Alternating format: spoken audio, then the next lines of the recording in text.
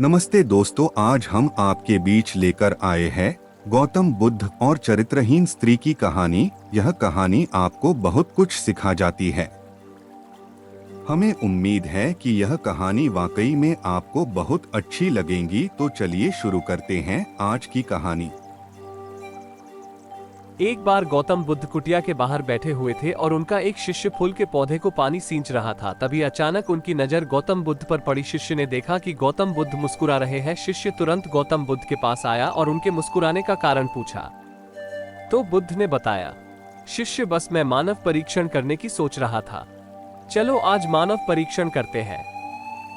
उसके बाद गौतम बुद्ध अपने शिष्य के साथ दोनों ही किसी गांव में गए। उन्हें वहां एक वेश्या स्त्री मिली और गौतम बुद्ध से प्रश्न करने लगी कि आप किसी राजकुमार और राजा की तरह दिखते हैं, फिर आपने संन्यास धारण क्यों किया हुआ है।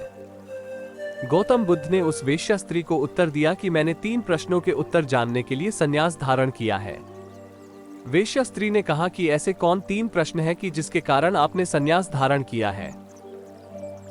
गौतम बुद्ध ने बताया कि हमारा शरीर युवा और आकर्षक है, लेकिन समय बीतेगा और समय के साथ साथ हमारा शरीर बूढ़ा होगा और बीमार होगा। उसके बाद शरीर मृत्यु को प्राप्त होगा। मुझे बुढ़ापा, बीमारी और मृत्यु के कारण का ज्ञान प्राप्त करना है, इसीलिए मैंने संन्यास धारण किया है। महात्मा बुद्ध की ज्ञान भरी बातें सुनकर वो स्त्री बहुत प्रभावित हुए और महात्मा बुद्ध को अपने घर भोजन करने के लिए आमंत्रित किया। जैसे ही यह बात उस गांव वालों को पता चली तो गांव वाले महात्मा बुद्ध के पास आकर कहने लगे कि आप उस स्त्री के घर न जाएं, क्योंकि वो स्त्री चरित्रहीन है। महात्मा बुद्ध ने गांव के सरपंच को बुलाकर पूछा कि क्या यह सच है कि वो स्त्री चरित्रहीन है। सरपंच ने भी बुद्ध को बताया कि महात्मा, इन गांव वालों की बात सत्य है, वो स्त्री चरित्रहीन है। और तब महात्मा बुद्ध ने सरपंच का एक हाथ पकड़कर कहा, सरपंच जी अब आप ताली बजाकर दिखाओ। तो सरपंच को आश्चर्य हुआ और कहा कि ये तो असंभव है, एक हाथ से ताली कभी नहीं बजती। तब महात्मा बुद्ध ने कहा, ठीक इसी प्रकार कोई भी स्त्री अकेली चरित्रहीन नहीं होती। अगर वो स्त्री चरित्रहीन है तो आप सब गांव वाले भी चरित्रहीन हैं। तो मुझे भी आपके घर नहीं आना चाहिए। अगर पहले आप चरित्रहीन नहीं होते तो वो स्त्री भी चरित्रहीन नहीं होती। महात्मा बुद्ध की बात सुनकर सभी गांव वाले बुद्ध के सामने झुक गए और अपनी भूल की माफी मांगने लगे। और फिर महात्मा बुद्ध ने उस वेश्या स्त्री के घर भोजन किया।